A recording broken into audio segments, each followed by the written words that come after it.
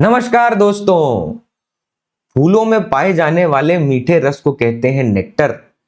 आज होगी फिर से बात वेक्टर। हम इससे पहले डिफाइन कर चुके हैं इक्वल वेक्टर्स को, नेगेटिव वेक्टर को, zero, coinitial, collinear, coplanar, non coplanar, free, fixed और यूनिट वेक्टर पर। हमने यहां पर हर एक चीज को बहुत डेप्थ में जाके देखा, थरोली समझने की कोशिश की कि हर एक चीज का मतलब क्या है। हमने ये भी देखा कि अगर वेक्टर को किसी स्केलर क्वांटिटी यानी नेगेटिव या पॉजिटिव नंबर से अगर मल्टीप्लाई किया जाए तो किस तरह से उसका बिहेवियर बदलता है, कैसे उसका ग्राफिकल रिप्रेजेंटेशन चेंज होता है और किसी वेक्टर को ग्राफिकली रिप्रेजेंट करते कैसे हैं। ये सारी बातें अपन ने देखी। अच्छा, आज हम जिन चीजों पे चर्चा करने वाले हैं वो वही बातें हैं जो इससे पहले आप पढ़ चुके हैं। कहां? Motion in a straight line. ये सारी बातें आप पढ़ चुके हैं। आप जानते हैं पोजीशन वेक्टर क्या है, आप जानते हैं डिस्प्लेसमेंट वेक्टर क्या है, आप जानते हैं वेलोसिटी वेक्टर क्या है, आप जानते हैं एक्सेलरेशन वेक्टर क्या है। सर एक एक करके नाम ले रहे हो, इतना टाइम क्यों? माहौल है बेटा। हमने जब उस वेक्टर को वहां स्ट्रेट लाइन की बात की तो ये शब्द नहीं कहा था।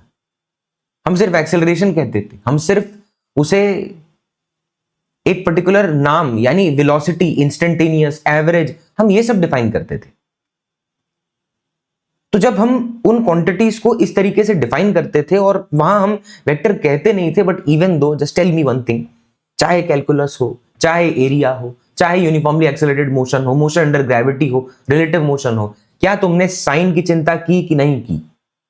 अभी जिन क्वांटिटीज पर बात हो रही, अब तुम स्पीड में क्यों साइन लगाओगे, तुम डिस्टेंस में क्यों साइन लगाओगे, तुम एक्सेलरेशन के मैग्नीट्यूड में क्यों साइन लगा रहे हो, तुम किसी भी क्वांटिटी के मैग्नीट्यूड में क्यों साइन लगा रहे हो? तो लेकिन ये चार क्वांटिटी क्या हमने डील करते वक्त वहां पर साइन की चिंता नहीं की थी? अरे बिल्कुल की थी भाई। तो उस चिंता को अब हम चिंता ना रखते हुए, क्योंकि चिंता चिता समान है, अब हम सीधा इन क्वांटिटीज की बात वेक्टर लगाकर करते हैं ताकि हम उनको थरोली समझ सकें कि इनका मीनिंग क्या है। इससे पहले मैं आपके साथ वेक्टर के पॉइंट ऑफ व्यू से जो भी चीजें डिस्कस कर चुका हूं, ठीक है, आज हम उससे आगे बढ़ने वाले हैं। तो पहले हम एक स्पेसिफिक सिचुएशन को लेंगे, हम एक स्पेसिफिक तरीके को लेंगे इन सारे पॉइंट्स को समझने के। अच्छा, अब मैं ये भी कर सकता हूं कि एक एक स्लाइड यूज करके भर भर के एकदम मैं एक्सेलरेशन के बारे में बात, वेलोसिटी के बारे में बात, पोजीशन, ठीक, ये सब कर लूं मैं तुमसे। लेकिन अप्लाई तो अभी मुझे करना नहीं, क्योंकि अभी तो भैया मेरा वेक्टर का पार्ट बाकी है, मैं तो अभी वेक्टर पढ़ रहा हूं ना। तो मैं पहले वेक्टर की बात खत्म कर लूं, तब जाऊंगा ना भाई इस बात का मतलब इस पर्टिकुलर पॉइंट में चर्चा करने के लिए तुमसे, कि जहां पर मैं इनको यूज कर रहा हूं इक्वेशंस में, जो आपकी यूनिफॉर्मली एक्सेलरेटेड मोशन की इक्वेशन है वहां पर इस्तेमाल कर रहे होंगे। और काफी हद तक वो इस्तेमाल करना जब सीख जाएंगे, कन्वेंशन चीजें समझ जाएंगे, दिमाग बैठ जाएगा हर चीज के बारे में कि भैया यहाँ पे प्लेन है, प्लेन है, प्लेन है, एक डायरेक्शन नहीं, दो है, तीन है। तो जितना जल्दी हम ये बातें समझ जाएंगे उतना हमारे लिए बेटर है। फिर उसके बाद हम उसको तोड़ देंगे दो स्ट्रेट लाइन में। भाई ये डिस्कशन तो हम पहले भी कर चुके हैं कि कैसे आप किसी मोशन इन प्लेन को दो भाग में तोड़ देते हो, और करते वही है जो इससे पहले कर रहे हैं, तो करना वही प्लस माइनस है। बट वेक्टर पढ़ रहे हैं ना भैया, क्या पढ़ रहे हैं? वेक्टर पढ़ रहे हैं। तो अब अगर हम इन सारी चीजों को डिफाइन कर रहे हैं तो सिर्फ इनके डेफिनेशन तक अपने आप को रोकेंगे और उसके बाद हमारी वेक्टर की जर्नी को आगे बढ़ाते हुए हर एक बात पर चर्चा करने लग जाएंगे। शुरू करते हैं, चलिए हमारे टॉपिक से। अब सबसे पहले बात करेंगे पोजीशन की। तो हम क्या करेंगे, एक हमारा कार्टेशियन कोऑर्डिनेट सिस्टम हम यहां मान लेते हैं और उसी पे हम सब कुछ डिफाइन कर देंगे। ठीक है, कोशिश करूंगा कि यहीं पर सारी बातें हो जाएं ताकि आगे जाकर सोचना ना पड़े। ठीक है, you don't have to think, आगे जाकर नहीं देखना। तो ये x है और ये y है। अब ये कार्टेशियन कोऑर्डिनेट सिस्टम यहां पर एक्स वाई जो आपका कोऑर्डिनेट सिस्टम है, इसके लिए ये है ओरिजिन 0,0। और अब क्या करेंगे, ध्यान दीजिएगा, हम सबसे पहले पोजीशन को डिफाइन करना है। ठीक है, लेकिन पोजीशन को डिफाइन करने का मीनिंग क्या है? हम ये तो पहले ही कह चुके हैं कि भैया motion in a plane chapter के अंदर आपके जो उस मोशन को डिस्क्राइब करने के तरीके होंगे पोजीशन को, वो एक नहीं दो कोऑर्डिनेट होंगे। तो अगर वो एक नहीं दो कोऑर्डिनेट होंगे, इसका मतलब क्या है कि हम पोजीशन भी दोनों से दिखाएंगे। अच्छा, तो चलिए सर माहौल बहुत बन गया। अब आइए बात पर, चलिए यहां पर एक पॉइंट लिया, this is the position of a particle, let's say the name is a. यहां पर एक पार्टिकल x1, y1 पोजीशन पर है। अभी सिर्फ बात पोजीशन की, ठीक है, ओके। अब इस पार्टिकल के पोजीशन को स्पेसिफाई करने का क्या तरीका होगा? तो सर आपने तो कहा था कि पोजीशन एक वेक्टर क्वांटिटी है, और दो एक जगह पर और बिखेर बिखेर के हमने उसे मान भी लिया। तो इसका मतलब इस पार्टिकल की पोजीशन को बताने के लिए हम वेक्टर का इस्तेमाल कर रहे हैं। अब वेक्टर तो ग्राफिकली रिप्रेजेंट कैसे होता है? एक तो लाइन सेगमेंट खींच दिया जाता है, और एक एरो यानी डायरेक्शन, और एक टेल यानी जहां से वो निकल रहा है। अच्छा, अब इस पार्टिकल के पोजीशन को बताने के लिए मैं क्या करूंगा, मैं यहां से एक ऐसा लाइन खींचूंगा, और इस लाइन को ध्यान से देखिएगा, मैं ओरिजिन से उस पार्टिकल तक मैंने खींच दी, स्ट्रेट लाइन खींच दी, ठीक है। अब ये जो स्ट्रेट लाइन मैंने खींची, या ये वेक्टर मैंने जो बनाया, ग्राफिकली रिप्रेजेंट किया, इसका कुछ मैग्नीट्यूड होगा, ठीक है, और इसका एक डायरेक्शन है। बट अभी उन सब चीजों पे मत जाइए, ठीक है, वो हम बातें कर चुके, बिट्स एंड पीसेस में इंफॉर्मेशन और ऐड करते चलेंगे। तो इसको नाम दिया पोजीशन वेक्टर, लेट्स से इसको R1 वेक्टर कहते हैं, क्योंकि आगे भी जाना है अपने को, एक ही जगह थोड़ी हम फिक्स होके रह जाएंगे, ठीक है, स्टैग्नेंट नहीं। तो हम यहां पर R1 वेक्टर जो है वो हमारे पार्टिकल A को दर्शा रहा है। तो इस R1 वेक्टर को अपन नाम दे देते हैं पोजीशन वेक्टर, पोजीशन वेक्टर। और ये किस पॉइंट को रिप्रेजेंट कर रहा है? A को। यानी ध्यान से देखिएगा, इसका टेल ये रहा, इसका हेड ये रहा। बट पोजीशन वेक्टर के लिए एक सिंगल वेक्टर के पॉइंट ऑफ व्यू से इतना बोलना जरूरी नहीं है, इतना ठीक है कि R1 वेक्टर यहां पोजीशन वेक्टर है, ओके। अब इस R1 वेक्टर को सर लिख के तो बताओ, किस तरह से लिखा जाएगा इस R1 वेक्टर, ये भी तो बताइए। चलिए मैं आपको जिस तरीके से ये पॉइंट समझाने वाला हूं, ठीक है, उसको ध्यान दीजिएगा, ठीक है। मैं मैथमेटिकली उन पॉइंट में एंटर करके हर बात को अभी आपको दिखाता हूं धीरे धीरे, लेकिन आप समझिएगा, मैं आपसे एक टॉपिक डिस्कस करूंगा इसके बाद, वेक्टर इन 2D प्लेन। वहां पे मैं एक वेक्टर को लूंगा 2D प्लेन में x, y कोऑर्डिनेट के साथ, उस वेक्टर को लिखेंगे, रिजॉल्व करेंगे, उसके साथ फिर बहुत सारे सवाल एसोसिएट कर कर सॉल्व करेंगे। तो वहां जाने के लिए अभी, क्योंकि वो बात नहीं की हमने, तो एक थोड़ा अलग तरीका लेते हैं, ठीक है। एक ऐसा तरीका जहां पर आपको शुरुआत से एकदम बेसिक जीरो से चीजें बताई जा रही हैं, बालक की तरह, और आप बालक हैं। तो R1 पोजीशन वेक्टर को अगर लिखना है तो हम क्या करेंगे, देखिए कोऑर्डिनेट है x1, y1, सिंपल क्या करने का, हेड माइनस टेल कर देने का। भैया हेड माइनस टेल। सर इससे पहले जो आपने कहानी सुनाई उसमें हमने एक पॉइंट डिस्कस किया, ये वाला, जहां हमने बात की कि भैया जो मतलब जो आपका वेक्टर है, ठीक है, वो किसी प्लेन में होता है। और अगर वेक्टर किसी प्लेन में है, मान लीजिए ये वेक्टर है, इसको उठा ले गए थे हम वैसे यहां पर डिस्कस करने के लिए, इसलिए फिर से बना रहा हूं। तो मान लीजिए ये वेक्टर है, अब ये वेक्टर जो है वो तो x, y प्लेन में है ना, तो प्लेन होने का मतलब है कि एक का कोऑर्डिनेट दर्शाइएगा, नहीं, दो कोऑर्डिनेट चाहिए भैया, तभी तो प्लेन हुआ ना। तो दोनों कोऑर्डिनेट कैसे लिखा जाएगा?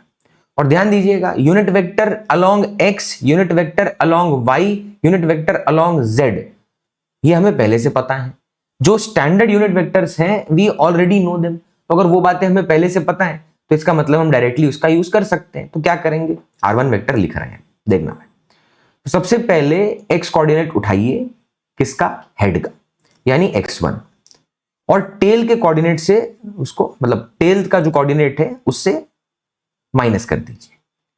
अब x1 माइनस 0 किया, ठीक है, इसमें x1 है हेड वाला पॉइंट और 0 है टेल वाला पॉइंट, ठीक है। लेकिन अब सर ये तो कहीं ना कहीं नंबर है, हाँ बहुत सही समझ रहे हैं, नंबर है। सर इसके साथ डायरेक्शन कैसे एसोसिएट करें? तो ये x कोऑर्डिनेट है, यानी x डायरेक्शन की बात कर रहा है, तो भैया लगा दो i कैप, एकदम लेमन, चिंता मत कर। जैसे जैसे मैं आगे बढ़ता जाऊंगा मेरा पेस इंक्रीज होता जाएगा, ये आप स्ट्रेट लाइन में देख चुके होंगे कि हम कहां रुके थे। तो अब x1 माइनस 0 i, अच्छा सर y वाला बच गया, तो चलिए वो भी लिखते हैं। तो यहां लिखा y1 माइनस 0, यानी फिर से हेड माइनस टेल, जैसे ही लिखा तलब मची डायरेक्शन की और लगा दिया j कैप। तो आंसर आया x1 i cap plus x2, sorry आदत है ना, ठीक है। y1 j cap, r1 vector, ये है कौन सा, r1 वेक्टर, नाम है r1 वेक्टर। अच्छा अभी सर इसका मैग्नीट्यूड क्या होगा, सर इसका यूनिट वेक्टर क्या होगा, सर ऐसा वेक्टर तो अभी तक देखा ही नहीं हमने। अरे भैया सब्र रख, शुरुआत है। ये सारी बातें बताने के लिए नेक्स्ट वाला पॉइंट है वेक्टर इन 2D प्लेन, वहां देख लो, अभी देखना, वहां मजा आएगा। तो x1 i cap plus y1 j cap, ये हो गया r1 वेक्टर। अच्छा ये हमारा वेक्टर है, तो इसी को नाम दे दिया पोजीशन वेक्टर। सर मान लो ये पार्टिकल यहां से चल पड़ा, तो चल गया, तो अब किसी पॉइंट पर पहुंच गया जिसका नाम है b और कोऑर्डिनेट है x2, y2, ठीक है। सर जब ऐसा हुआ तो पार्टिकल तो चल पड़ा, अब चला गया तो पोजीशन वेक्टर तो बदल गया।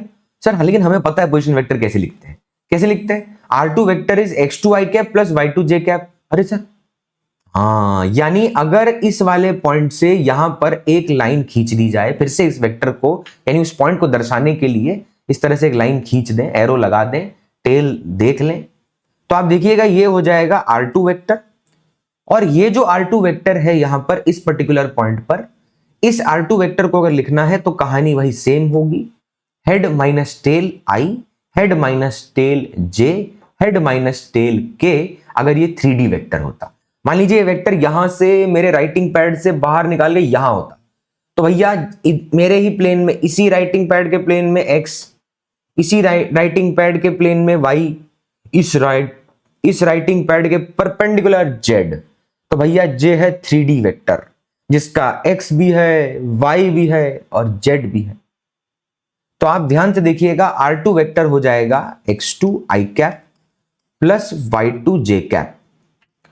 अच्छा जी, सर पोजीशन वेक्टर जैसे ही निकाल लेते हैं दिमाग नेक्स्ट पॉइंट डिमांड करता है और कहता है okay now give me displacement vector. तो अब चाहिए s वेक्टर, और s वेक्टर का मतलब क्या है भैया, इट इज डिस्प्लेसमेंट वेक्टर। और डिस्प्लेसमेंट वेक्टर आप पहले से जानते हैं, तो नेक्स्ट पॉइंट वेलोसिटी वेक्टर नहीं बताएंगे। डिस्प्लेसमेंट वेक्टर क्या होता है, तो मुझे याद दिलाइए, मोशन इन स्ट्रेट लाइन की डेफिनेशन क्या होती है डिस्प्लेसमेंट की, it is final minus initial. क्या भैया, फाइनल माइनस इनिशियल, क्या पोजीशन। तो यहां पे भी यही सेम बात, what is displacement vector, displacement vector is defined as final position minus initial position. Sir इससे पहले तो डायरेक्टली पोजीशन लिखते थे, अब वेक्टर है तो ऊपर एरो लगाना, सिंबलाइज करना है। इस बात को आप बताइए मत, don't waste our time. Okay, so r2 vector minus r1 vector is displacement vector. इसमें r2 वेक्टर आपका फाइनल पोजीशन वेक्टर है और r1 वेक्टर आपका इनिशियल पोजीशन वेक्टर है। अच्छा, अब मुझे फाइनल वेक्टर पता है, मुझे इनिशियल वेक्टर पता है, सर डायरेक्टली उठा के माइनस कर दो ना, काहे माहौल बना रहे हो, ठीक है कर दें। तो x2 i cap plus y2 j cap minus x1 i cap plus x1 i cap plus y1 j cap, भावनाएं ले जाती हैं। तो ये लिख दिया। सर अब क्या करें, इसके बाद का काम बताओ क्या करें। इसके बाद का काम कुछ ऐसे करो कि भैया एक बात तय है, स्ट्रेट लाइन चैप्टर में तुम दो पोजीशन को सब्ट्रैक्ट करते टाइम दिमाग खर्च करते थे क्या कभी, याद दिलाओ मुझे, क्या तुम दो पोजीशन को सब्ट्रैक्ट करते टाइम कभी दिमाग खर्च करते थे वहां पर? नहीं सर, हम तो 4 - 2 -1 -3 -7 कुछ जो भी नंबर दो देता था फाइनल माइनस इनिशियल करके शांत हो जाते थे। तो यहां पे भी हमारी खुजली शांत इतनी जल्दी क्यों नहीं हो रही?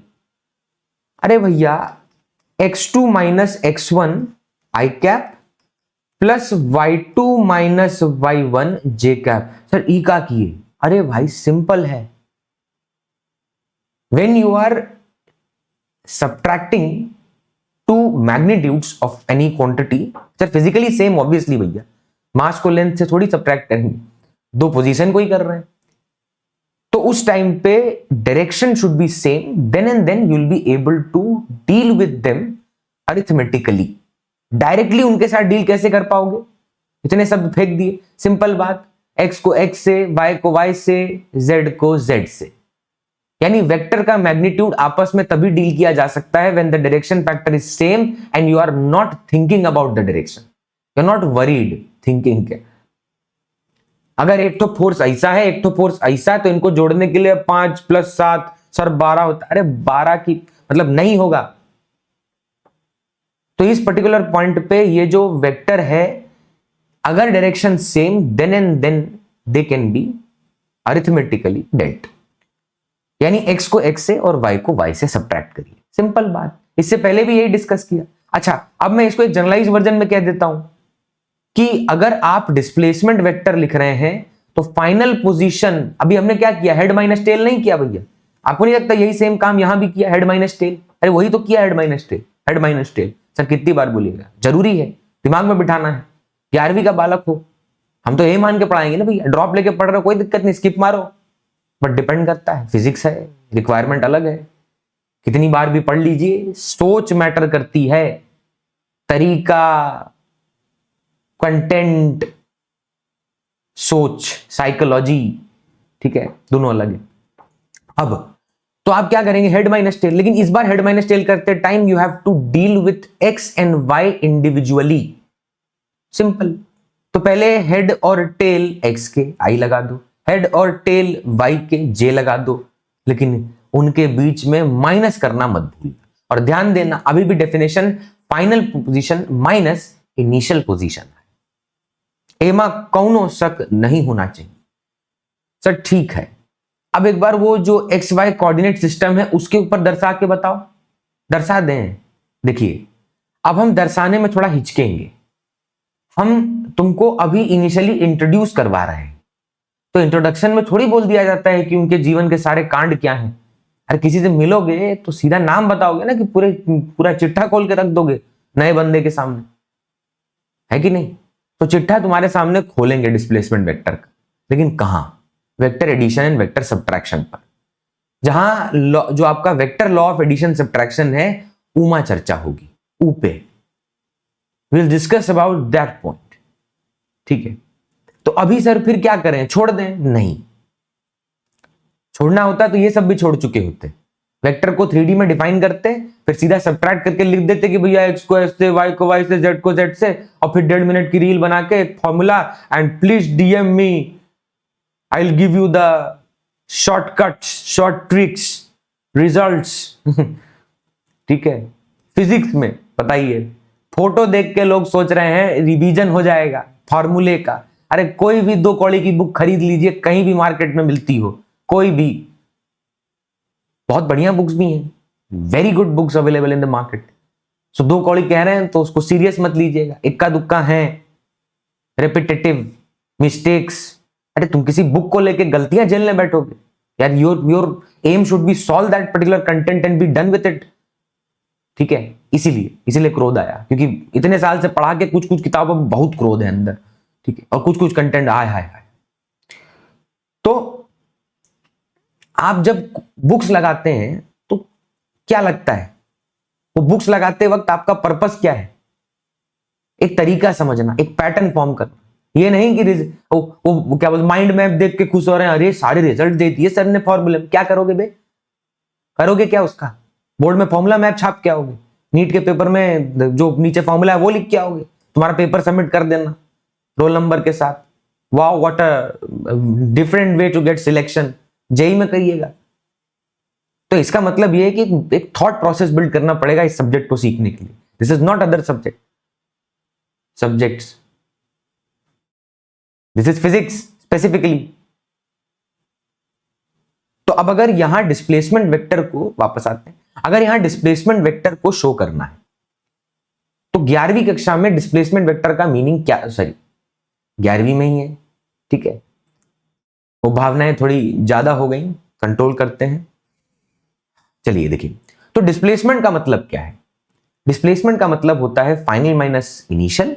ये मैंने आपको स्ट्रेट लाइन में भी कहा, और ये भी कहा कि it is directed from initial to final, it is drawn from initial to final.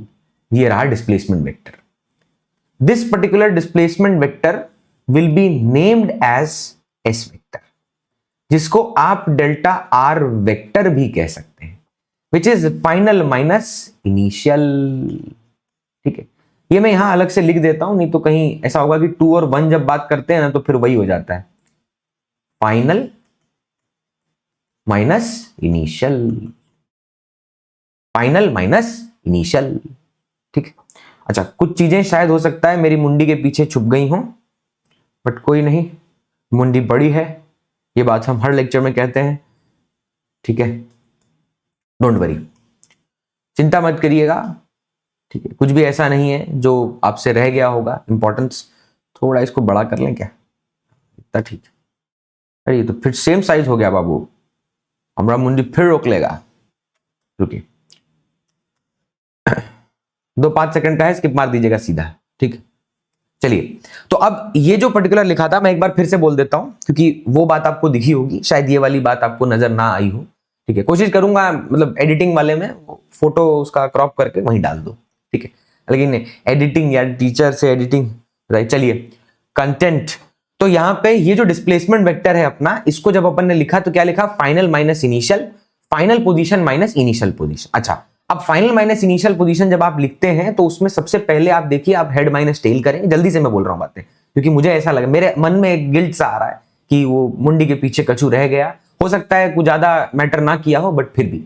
तो यहां पे आप ये समझिएगा कि मुझे ये बताना है कि डिस्प्लेसमेंट वेक्टर क्या होता है। डिस्प्लेसमेंट वेक्टर होता है final vector minus initial vector. अब फाइनल वेक्टर लिखा तो वो था x2 i cap plus y2 j cap, और इनिशियल वेक्टर था x1 i cap plus y1 j cap.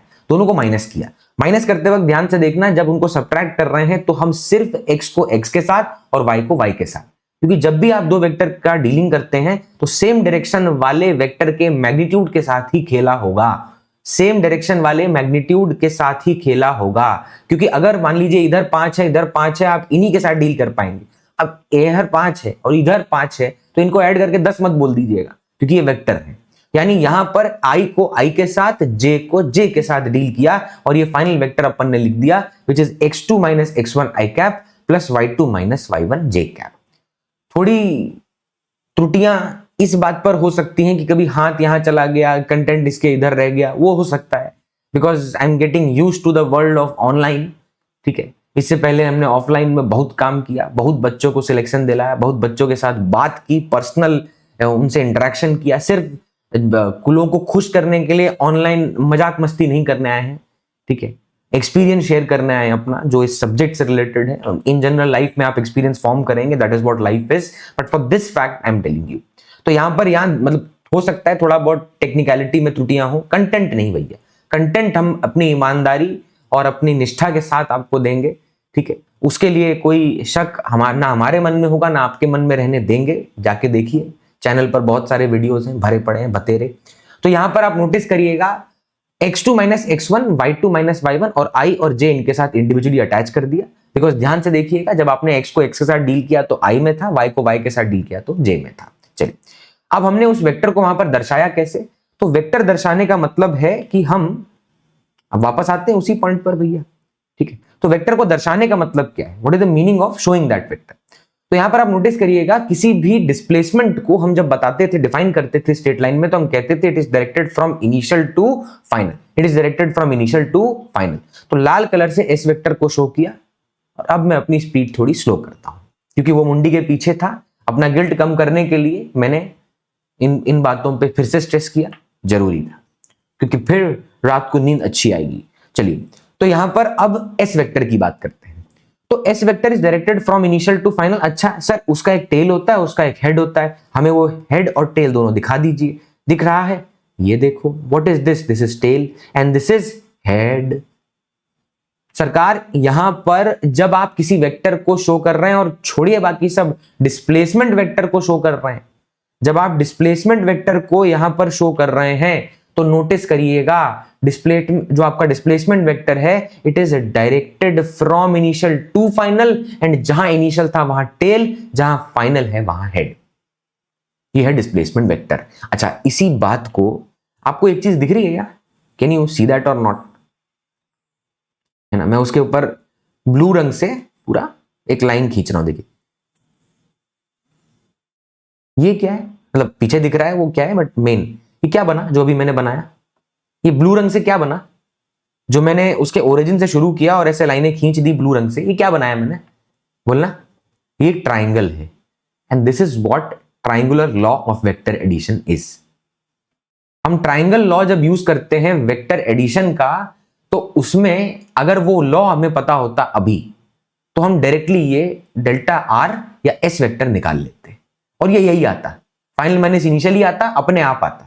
लेकिन उस टाइम पे हम वेक्टर एडिशन डायरेक्टली यूज कर रहे होते। अच्छा, वो हम कहां जाकर पढ़ेंगे, रुकना, ठीक है, वो हम कहां जाकर पढ़ेंगे, रिजोल्यूशन कर लिया, उसके बाद आएगा addition and subtraction of vector, वहां बात करेंगे, उसमें बात करेंगे हम ट्राइंगल लॉ की।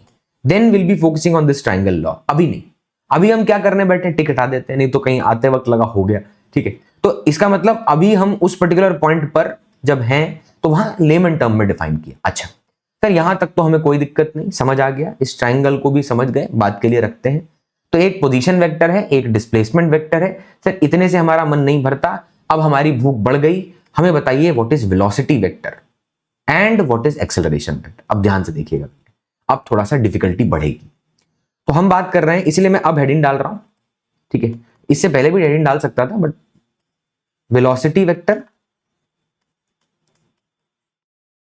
और दूसरा बात करेंगे एक्सेलरेशन वेक्टर। पहले इतने पे चर्चा कर लेते हैं अगर लगा, क्योंकि फिर हमारा मुंडी के पीछे कंटेंट होगा तो हमको मिल जाएगा, and I don't want to waste your extra time by speaking fast, ठीक है। चलिए, velocity vector by revising fast. चलिए, तो वेलोसिटी वेक्टर, अच्छा आप वेलोसिटी वेक्टर को लिखेंगे कैसे, ठीक है।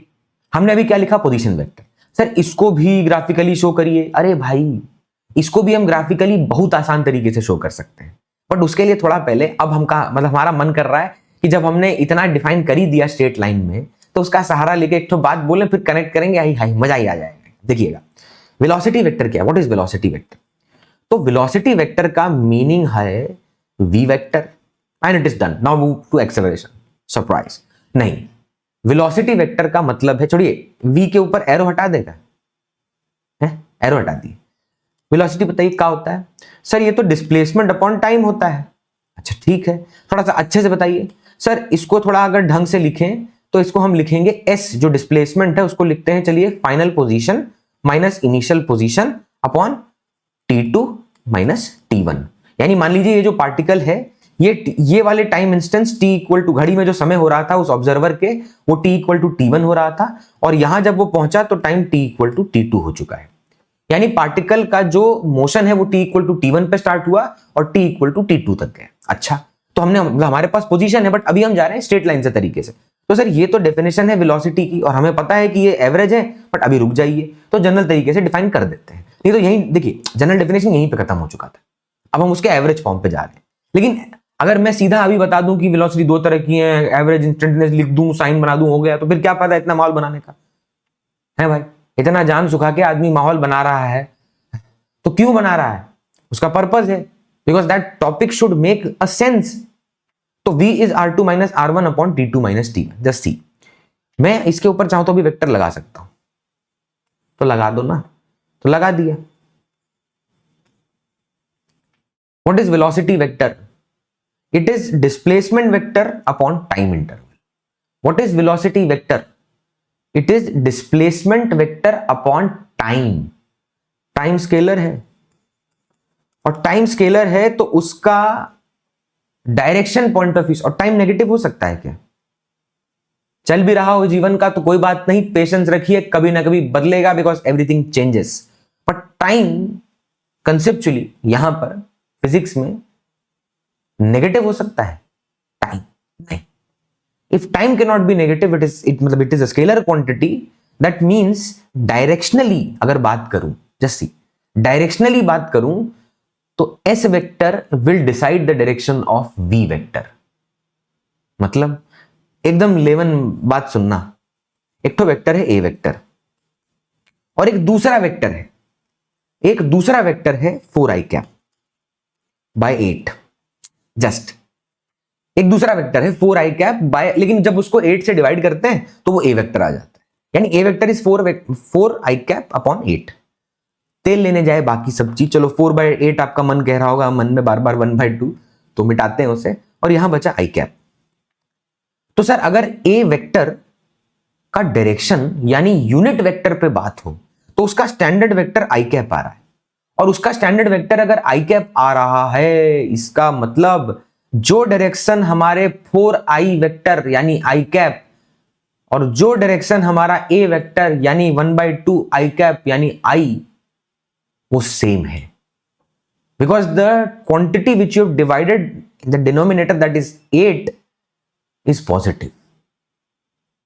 इतनी बात कहना मजा नहीं आया, तो क्रक्स सुन। The direction of a vector and that 4i vector will be same, यानी the direction of velocity vector, the direction of velocity vector will be same as that of displacement vector, not position. Position तो भैया एक instance की बात करता है, तो displacement vector का जो डायरेक्शन होगा वही वेलोसिटी वेक्टर का भी होगा। यानी अगर मैं वेलोसिटी वेक्टर बना रहा हूं तो ये रहा वेलोसिटी वेक्टर v, ये मैं पढ़ा चुका हूं भाई पहले, इसलिए भर रहा हूं उसको, मुझे अब चिंता नहीं है क्योंकि मैं पहले बोल चुका। तो ये है velocity vector v and it is directed along the direction of displacement vector. बहुत बेसिक बात है सर, इतना तवज्जो क्यों दे रहे हो, बताता हूं। 12वीं कक्षा में 11वीं कक्षा में और भी चीजें हैं जहां पर हम टॉर्क निकालते हैं, एंगुलर मोमेंटम निकालते हैं, force, electric field, magnetic field, ये सब निकालते हैं।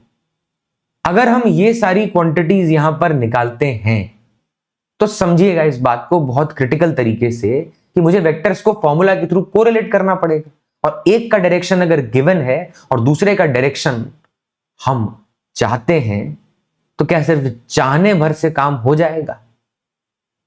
नहीं। इस चाह की नियति तभी मिटेगी, बताइएगा ये सेंटेंस फॉर्मेशन करेक्ट है या नहीं, कमेंट में लिखकर। तो अब मुझे जब डायरेक्शन चाहिए इस पर्टिकुलर पॉइंट पर जहां मैंने दो वेक्टर को कोरिलेट किया है, तो ये बात वहां जाकर समझानी चाहिए या यहीं पर खत्म करनी चाहिए जहां पहली बार आ रही है? और वहां जाकर जब इस बात को बोला जाएगा एक सिंगल लाइन में, बहुत जल्दी उस बात, क्योंकि टॉपिक समझाना है ना। अब इलेक्ट्रिक फील्ड समझाना है तो ये खेलने बैठेंगे भैया, दो वेक्टर है, इक्वल कब होगा, डायरेक्शन सेम होगा, मैग्नीट्यूड सेम होगा, और अगर पैरेलल वेक्टर हैं तो डायरेक्शन से, अरे ये सब बोलने बैठेंगे। Obviously will not focus on that right now. तो अब अच्छा सर वेलोसिटी पे क्यों बता रहे हो? अरे वेलोसिटी पहले पढ़ा चुका हूं, एवरेज, इंस्टेंटेनियस, ग्राफिकल, कैलकुलस सब बताया, तो अब तो उसका सहारा ले सकता हूं ना। तो वेलोसिटी का डायरेक्शन वही होगा जो कि डिस्प्लेसमेंट का है, ठीक है। And displacement vector is defined as delta r vector upon delta t, यानी change in position vector upon time interval. अच्छा क्या मैग्नीट्यूड सेम बोल रहा हूं क्या? अबे ये नहीं आएगा क्या? मैग्नीट्यूड मैंने कहां बोला? अरे ये वेक्टर का मैग्नीट्यूड और जो ये वेक्टर बी वेक्टर है दोनों का मैग्नीट्यूड सेम है। पहले वाले वेक्टर का मैग्नीट्यूड 4 है, दूसरे वाले वेक्टर का मैग्नीट्यूड 1/2 है, तो सेम थोड़ी है यार। अरे 8 तो डिवाइड किया है ना। तो आप नोटिस करो यहाँ पे delta r vector upon delta T is velocity vector v। अब ये जो वेलोसिटी वेक्टर v है इसका डायरेक्शन पता चल गया, और ये कौन सी वेलोसिटी है तो डिफाइन कर देते हैं एवरेज, क्योंकि ये माहौल क्या बनाना, अगर मैं चाहता तो मैं ऐसा बोलता कि velocity vector is defined as displacement vector upon time, और फिर कहता कि भैया ये दो तरह के होते हैं, एक होता है एवरेज, एक होता है इंस्टेंटेनियस। देखिए खुजली तब भी मिटी नहीं, ठीक है, मन है भैया, मन बावरा। तो delta r vector upon delta T. अच्छा अगर इसी delta r vector upon delta T में टाइम इंटरवल इतना छोटा कर दिया जाए, इतना छोटा कर दिया जाए कि डेल्टा टी अप्रोचेस टू 0, ठीक है, अभी तो इतना छोटा इंटरवल कर दिया जाए कि this becomes what, a single instance, even though it is approaching to 0 the time will, तो both the instances will not be same. ये एग्जांपल मैं कई बार दे चुका हूं। किसी को थप्पड़ मारा तो उसके गाल और आपके हाथ के बीच में कितनी देर तक कांटेक्ट टाइम था, ये क्या घड़ी में नापिएगा बैठ के? सहलाना नहीं है, रख के दे देना है। तो delta t will be very very small but still not 0 to make it indefinite.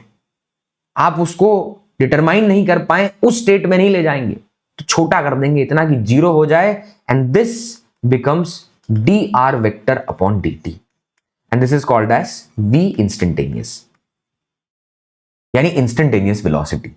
Unit, ये सब बातों पे चर्चा नहीं करेंगे, ये सब हो रखा है और इसमें कोई चेंज नहीं है। डिफरेंशिएशन में भी आप जानते हैं यूनिट सेम प्रोड्यूस होता है। अरे है तो चेंज ही भैया, डिस्प्लेसमेंट का ही चेंज है ना, छोटा हो गया तो क्या हो गया, चेंज बदल जाएगा नहीं। बिहार इलेक्शन, चलिए तो यहां पर v instantaneous is dr vector upon dt। तो instantaneous velocity, average velocity define कर दिया, बस डिफाइन करके छोड़ दीजिए, बस चिंता छोड़ दीजिए, डायरेक्शन पॉइंट समझ लीजिए, डिस्प्लेसमेंट पता है, वेलोसिटी पता है, वेलोसिटी पता है, डिस्प्लेसमेंट पता है। इधर वेलोसिटी इधर डिस्प्लेसमेंट नहीं होता, इधर वेलोसिटी इधर डिस्प्लेसमेंट होता है।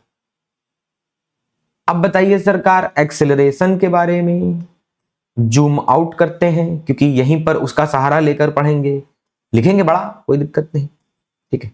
ऐसा करेंगे एक थोड़ा इसको इधर कर लें तो हमें अपनी मुंजी का चिंता नहीं करना पड़ेगा पढ़ाते वक्त। चलिए, थैंक यू।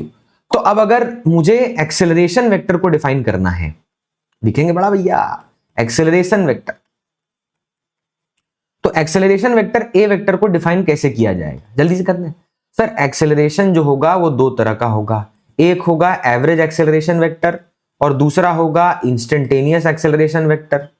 अब एवरेज एक्सेलरेशन वेक्टर जो है उसको कैसे डिफाइन किया जाएगा, तो उसको बोलेंगे final velocity vector minus initial velocity vector upon t2 minus t1, और इसको ये हो गया ए एवरेज। सर इसी में टाइम इंटरवल छोटा कर दीजिए, ये बन जाएगा dv vector upon dt।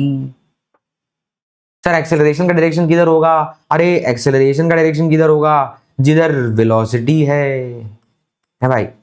Acceleration का डायरेक्शन, अरे जैसे मैंने कहा कि वेलोसिटी का डायरेक्शन होगा पोजीशन, मैंने ऐसा कहा नहीं, मैंने क्या कहा, वेलोसिटी उधर होगी जिधर डिस्प्लेसमेंट होगा, यानी change in position.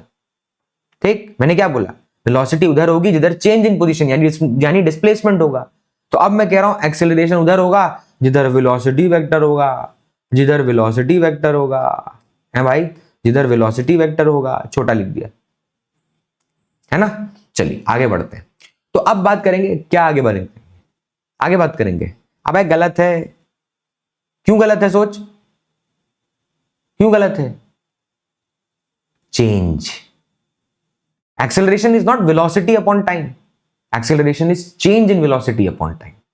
So the direction of acceleration will be directed along the change in velocity. Vector बात हो रही है भैया, जनरल, ठीक है। और अभी मैं इस बात को जहां आपके दिमाग में बिठाकर जब मैं थोड़ा आगे जाऊंगा और फिर से एक बार मोशन इन प्लेन को डिफाइन करूंगा ना, फिर से एक बार, तब देखना मजा आ जाएगा एकदम।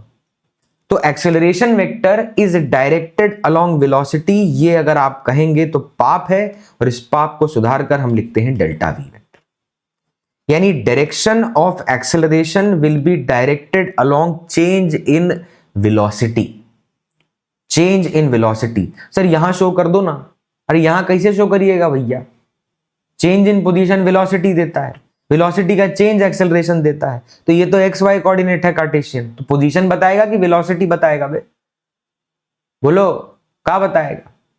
तो अगर आप चाहते हैं उस पॉइंट पर जाना तो अब हमें वेक्टर एडिशन में एंटर करना पड़ेगा, सब्ट्रैक्शन भी, तो एनालिटिकल या ग्राफिकल देखेंगे तो उस पॉइंट पे चले जाना पड़ेगा। बट अभी हम ये बात को कह चुके हैं कि अभी तो हम क्या डिफाइन कर रहे हैं कि कैसे डायरेक्शन सिंबल दिखते कैसे हैं, क्वांटिटी है कौन सी, उसको हम पोजीशन के पॉइंट ऑफ व्यू से कैसे लिखें, सब्ट्रैक्ट करते टाइम किसके साथ डीलिंग कर सकते हैं, आई को आई से, जे को जे से, ये सारी बातें हम समझ रहे हैं। अब ये सारी बातें समझने के बाद इनको हमने टूल के फॉर्म में, जैसे वहां नहीं रखा था इंपॉर्टेंट पैरामीटर्स पूरा, भैया एक लेक्चर, एक भी नहीं 1.5 लेक्चर था कम से कम, 1.5 से 2 घंटे का टाइम लेकर मैंने एक एक बात, observer, frame of reference, point of reference, ठीक है, thrown, drop, turning, very large, very small का होता है, नेग्लिजिबल मतलब शाब्दिक, शाब्दिक अर्थ, क्योंकि क्वेश्चंस बने होते हैं बिट्स एंड पीसेस, चीजों से, बिट्स एंड पीसेस से ही, चीजों से, ठीक है, तो बिट्स एंड पीसेस से बने होते हैं, और उन चीजों को जब आप क्वेश्चन के अंदर बिखेर देते हैं, ऐसा हल्का हल्का, ऐसा कुछ कुछ कुछ कुछ, और स्वाद अनुसार एग्जामिनर के, तो तीखा लगता है किसको, सॉल्व करने वाले को। और तीखा पसंद कब होगा, नहीं अच्छा लगता तो रोज खाइए, थोड़ा थोड़ा थोड़ा थोड़ा थोड़ा थोड़ा थोड़ा थोड़ा, कुछ टाइम बाद तीखा पसंद आएगा, नहीं भी आएगा तो कम से कम उस एक दिन के लिए तो दबा के तीखा खाएंगे। बहुत मेटाफोरिकली डीप है भैया, सोचने वाला है, ठीक है। उस दिन दबा के तीखा खाएंगे और फिर बोलेंगे आई हेट तीखा from the next day because we have achieved what we wanted. चलिए, तो हमने यहां पर ये क्वांटिटीज डिफाइन की। एक तो छोटा सा क्विक रिवीजन मार लेते हैं।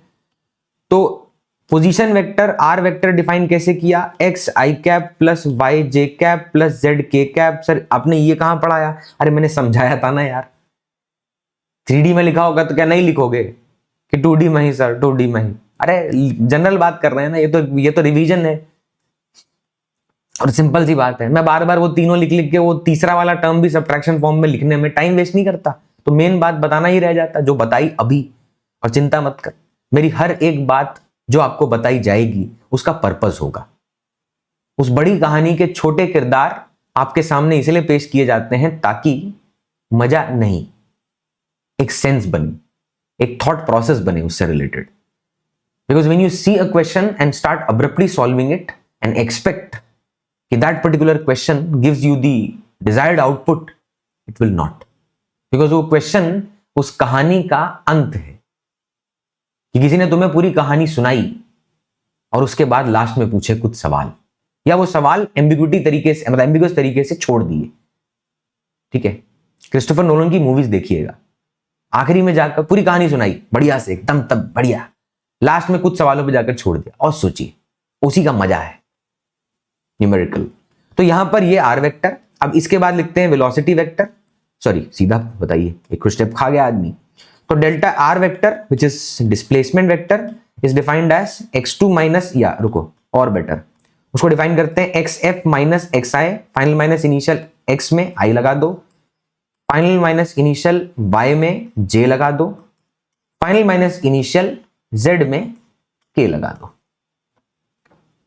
ये हो गया displacement vector. Then we have velocity vector, और वेलोसिटी वेक्टर में हमने बात की दो तरह का होता है, एक होता है आपका एवरेज वेलोसिटी और एक होता है आपका इंस्टेंटेनियस वेलोसिटी। और उसको अपन ने डिफाइन किया भैया, वेक्टर लगाना भूल गए, पाप है, नहीं करेंगे। ये होगा delta r vector upon delta t, और ये होगा D r vector upon d T.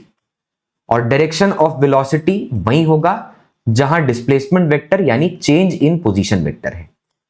उसके बाद अपन ने बात की एक्सेलरेशन की, कट नहीं रहा ना ये, हाँ ठीक है। उसके बाद अपन ने बात की एक्सेलरेशन की, और एक्सेलरेशन ध्यान से देखिए दो तरह का था, एक इंस्टेंटेनियस, एक ए एवरेज वेक्टर फॉर्म में। थोड़ा आगे लिख लेते हैं, जूम जूम, ठीक है। चलिए, तो पहला वाला उसको लिखेंगे तो वो क्या होगा, delta vector, sorry delta v upon delta t, और then we have second which is dv vector upon dt। ठीक है, परफेक्ट। तो delta v vector upon delta t and dv vector upon dt।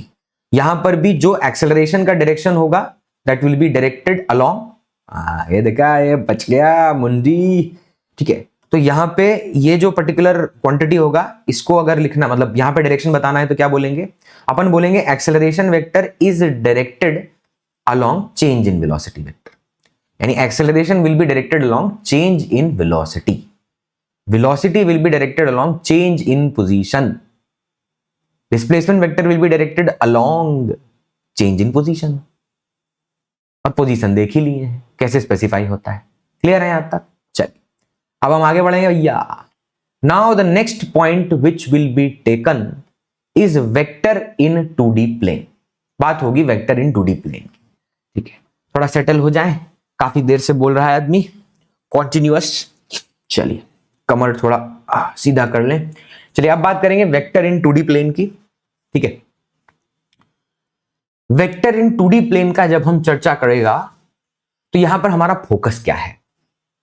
हमारा फोकस है कि ये जो अभी हमने थोड़ी, अब बाकी कहानी थोड़ी साइड रखते हैं, ये जो हमने सबसे स्टार्टिंग में R1 वेक्टर डिफाइन किया था x1 i cap plus y1 j cap, नहीं, ये जो स्टार्टिंग में नहीं डिफाइन किया था अपन ने कि जो R1 वेक्टर है वो है x1 i cap plus y1 j cap, ठीक है। तो ये जो हमने डिफाइन किया था ये एक तरीके से लाए नहीं थे, हेड टेल ये सब चर्चा नहीं की थी, है नहीं भाई, किया था ना। तो अब थोड़ा अलग तरीके से जाएंगे, थोड़ा डिफरेंट, ठीक है। और हम मतलब इस पर्टिकुलर पॉइंट पर जो जो चीजें हमें चाहिए, क्या ऐसा करें, क्या ये मेरा क्या है, मैं वन हटाने का बहुत देर से मन कर रहा था, इसलिए मैं I am thinking about it. फिर क्या होगा ना, फिर वो 1 2 उन सब पे बात होगी कि सर 2 कहां है 1 का, ये नहीं, जनरल बात बोलते हैं ना कि r vector is x i cap plus y j cap. Sir आपने तो कहा था कि जनरल बात करनी है तो जेड वाला भी ले लो, जेड भी बना के दिखा दो। तो फिर ये वाले टॉपिक में क्या करेंगे, ठीक है। अरे वो तो खाली पोजीशन और डिस्प्लेसमेंट शो करने के लिए था, ग्लिम्प्स, ठीक है, वो खाली शो करने के लिए था।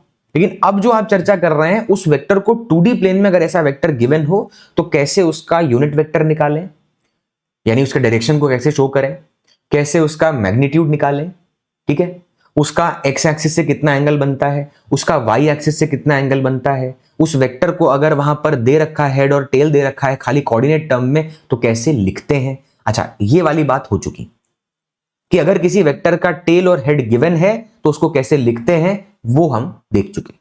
अब हम ये 4 बातें लेंगे जो मैंने सीक्वेंस में आपको बताई, ठीक है, ओके।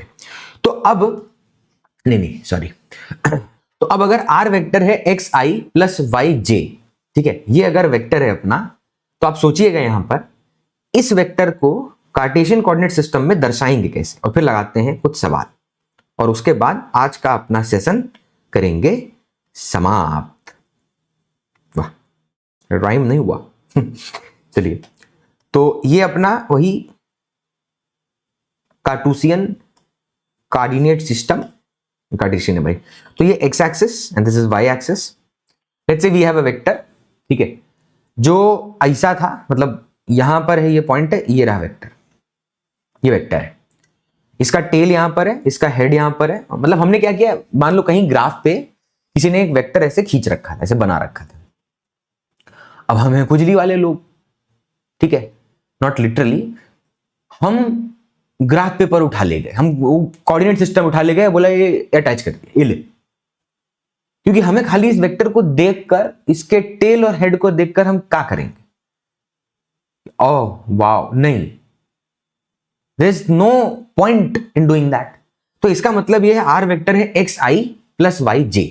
अच्छा जी, तो ई वेक्टर को अगर अब लिखा जाएगा, टेल और हेड अगर लिखें, तो सर इसका जो कोऑर्डिनेट है ये तो है x comma y, x comma y, और इसका जो ओरिजिन है वो है 0,0, ठीक है, इसको इधर लिखते नहीं तो बीच में वो फिर एंगल दिखाने में तकलीफ देगा, तो ये 0,0। अच्छा, तो सर इसको वेक्टर को तो हम जानते हैं कैसे लिखते हैं, कैसे लिखते हैं भैया, ये है हेड, ये हेड है और ये टेल है, दोनों को माइनस कर देते हैं और एक्स के साथ आई, वाई के साथ जे लिख दिया, तो वेक्टर ये रहा। अब यहां से शुरू करते हैं, तो वेक्टर जो ये अपने पास है इसके लिए हमें क्या क्या चाहिए, तो सबसे पहले सर इसकी लेंथ अभी तक हमने नहीं निकाली, we don't know the length of this vector, यानी we know the vector but we already, मतलब वी हैव ऑलरेडी डिस्कस्ड कि सर एक वेक्टर तो 2 चीजों से बना होता है, एक होता है उसका मैग्नीट्यूड और दूसरा होता है उसका डायरेक्शन। तो सर आप मैग्नीट्यूड तो बताओ पहले, फिर उसका डायरेक्शन बताओ, क्यों, क्योंकि वेक्टर तो आप दिखा चुके, चलो बात कर लेते हैं। तो पहले उसका मैग्नीट्यूड सुनना। अच्छा, ये गिराया एक परपेंडिकुलर, ये गिरा दिया, और अब देखो एक ट्राइंगल बन रहा है जिसमें ओरिजिन ओ, जहां पॉइंट है ए और जहां परपेंडिकुलर गिरा वो बी, तो एक ट्राइंगल है यहां पर अपने पास A O B, A O B which is right angle at B 90 degree, and you can see this length, यहां से यहां तक का लेंथ होगा y और यहां से यहां तक का लेंथ होगा x।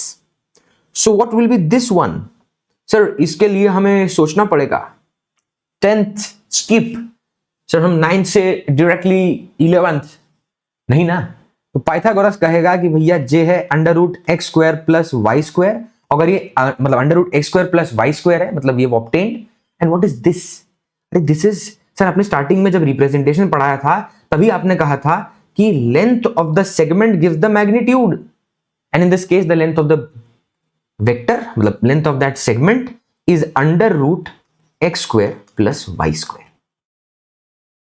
यानी अगर एक वेक्टर है ऐसा x i plus y j, तो उसका मैग्नीट्यूड होगा under root x square plus y square. Simple. ये मुझे पहला पॉइंट, और ये क्या है, these are facts, take it and go to home. अगर घर पे हैं तो अब नहीं रहे। तो आर वेक्टर है under root x square plus y square. अच्छा सर आर कैप क्या होगा? यहां से हम पहले ही यूनिट वेक्टर तो पढ़ चुके हैं, तो r cap is defined as r vector divided by modulus of r, यानी वेक्टर का जो मैग्नीट्यूड है, मॉडुलस कह दिया तो अब मैं वही कहना चाह रहा हूं बार बार, ठीक है। तो आर वेक्टर क्या होगा, तो सॉरी आर कैप क्या होगा, यूनिट वेक्टर क्या होगा, what is unit vector? A unit vector is defined, कल का लेक्चर नहीं देखा इसका मतलब, अगर दिमाग में ये थॉट आया तो, ठीक है सर आप भी पूछ रहे हो, ठीक है बता देते हैं। What is unit vector? A unit vector is a vector which is having a magnitude 1 and just showing the direction of that vector, जिसका वो यूनिट वेक्टर है भाई। ज्यादा कंफ्यूज इसलिए किया कि लेक्चर देख पिछला। तो आर वेक्टर का direction is given by r cap and that is the unit vector and that is not a standard vector भैया। आई जे के तो स्टैंडर्ड एक्स वाई जेड के वेक्टर थे ना, अरे वो तो एक्स वाई जेड के स्टैंडर्ड वेक्टर्स हैं। बट इस वेक्टर को अगर मैं बोलूं कि इसका यूनिट वेक्टर क्या, तो क्या बोलेंगे, आई जे, अरे दुद्दू नहीं। अगर आप डायरेक्शन ऐसे बता रहे हैं कि इसका डायरेक्शन आई जे है, क्या मतलब इसका, उसका यूनिट वेक्टर चाहिए, और यूनिट वेक्टर निकलेगा वेक्टर अपॉन मॉडुलस यानी मैग्नीट्यूड से। तो ऊपर तो भैया लिख दिया x i cap plus y j cap divided by under root x square plus y square, ऐसा लिख दिया और खुश हो गए कि वाह वी हैव ऑब्टेन्ड, एक तो ए मिला और एक तो दूसरा ए मिला, समझे कि नहीं? अच्छा क्या आप एक चीज मुझे बता सकते हो यहां पर कि यार ये जो आर कैप है ये भी तो एक वेक्टर है। चलो इसको मैं मतलब फिर क्या होगा, बहुत अननेसेसरी भर जाएगा, मैं जाता हूं वापस वही समझाने के लिए। बस एक सवाल है जो तुम्हारे घर के लिए होमवर्क दे रहा हूं, ठीक है? जस्ट थिंक, ये थिंकिंग वाला क्वेश्चन है। मैं ऐसे बहुत सारे क्वेश्चन बीच बीच में देता रहता हूं। थिंकिंग सही लिखा है ना, थिंकिंग, बहुत दिनों बाद ये वर्ड लिखा है, स्पेलिंग चेक करें और बताएं कमेंट में। चलिए तो होमवर्क में सवाल ये है कि अभी अभी जो हमने वेक्टर लिखा वो था r cap and that vector was written x i cap plus y j cap divided by under root x square plus y square.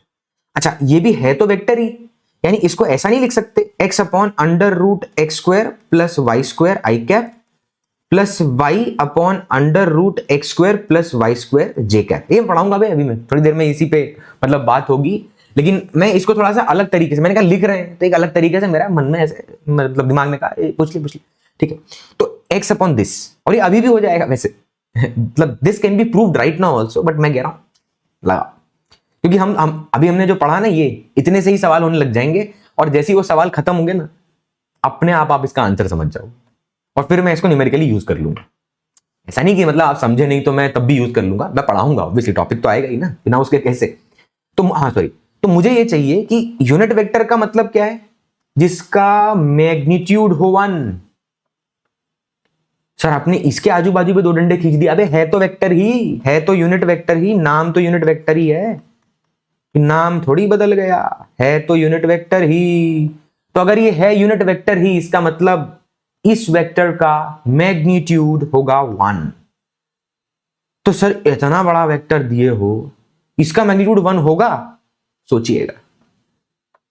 अभी भी पता चल रहा है आंसर, बट ठीक है लगाना।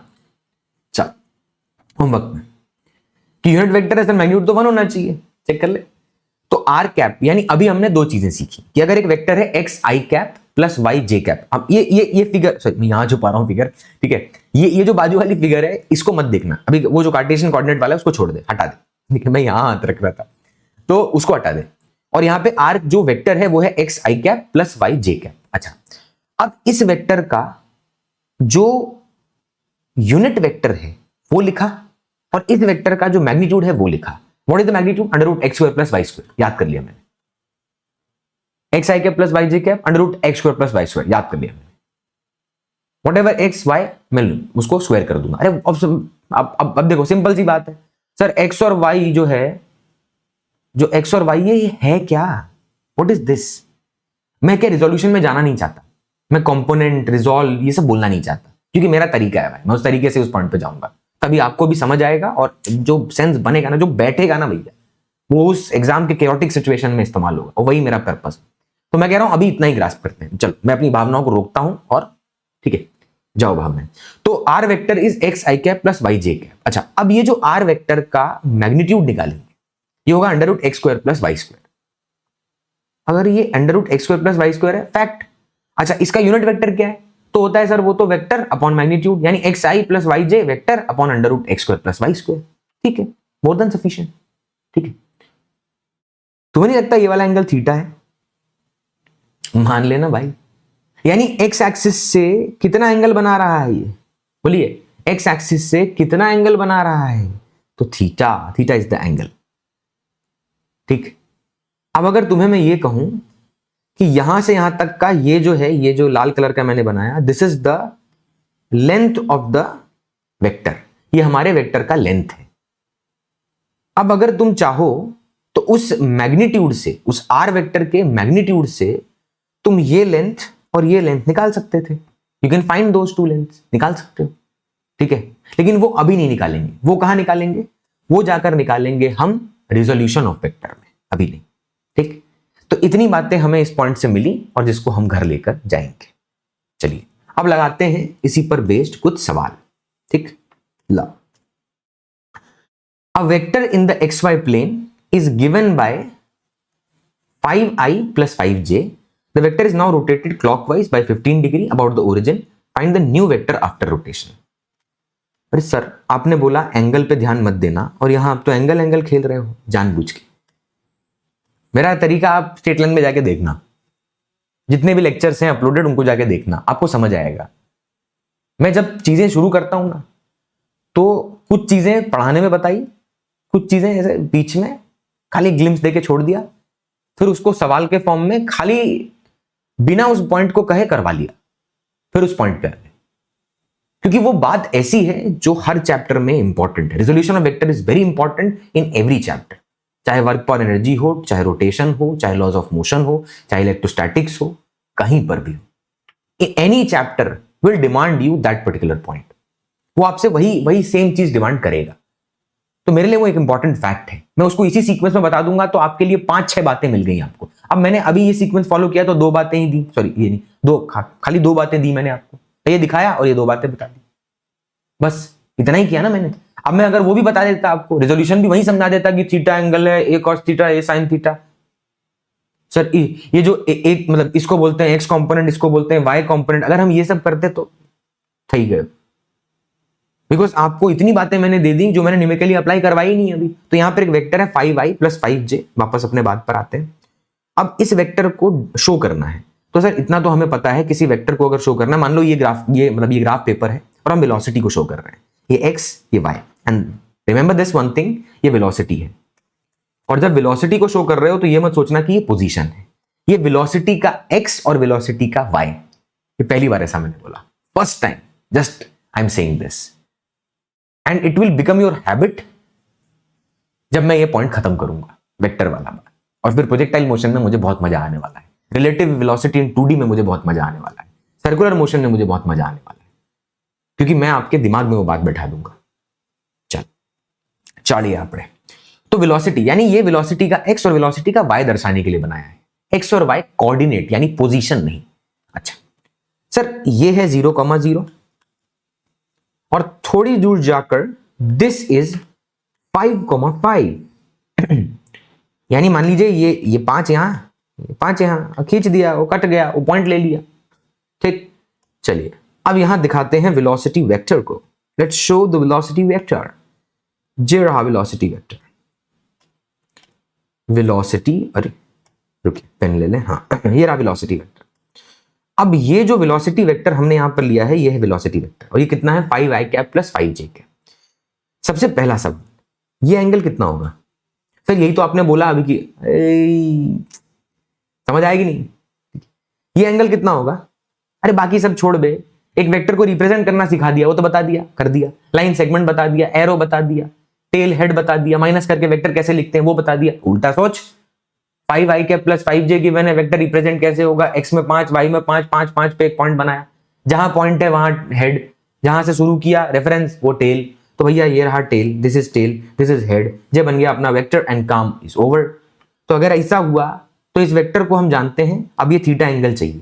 सर हमें मालूम है कि y पर अगर 5 था तो ये लेंथ 5 होगी और ये लेंथ यहां से यहां तक भी 5 होगी। अब अगर ये दोनों लेंथ यहां 5 है तो देखिएगा ध्यान से, ये है टेन थीटा, और टेन थीटा कैसा निकलेगा, वो आएगा परपेंडिकुलर अपॉन बेस। ये है परपेंडिकुलर, ये अपॉन बेस। मैथमेटिकल टूल का लेक्चर देखिए अगर प्रॉब्लम हो रहा है, ठीक है। तो 5/5 1। अच्छा, टेन थीटा 1 कब होता है, जब थीटा की वैल्यू कितना हो, 45 degree.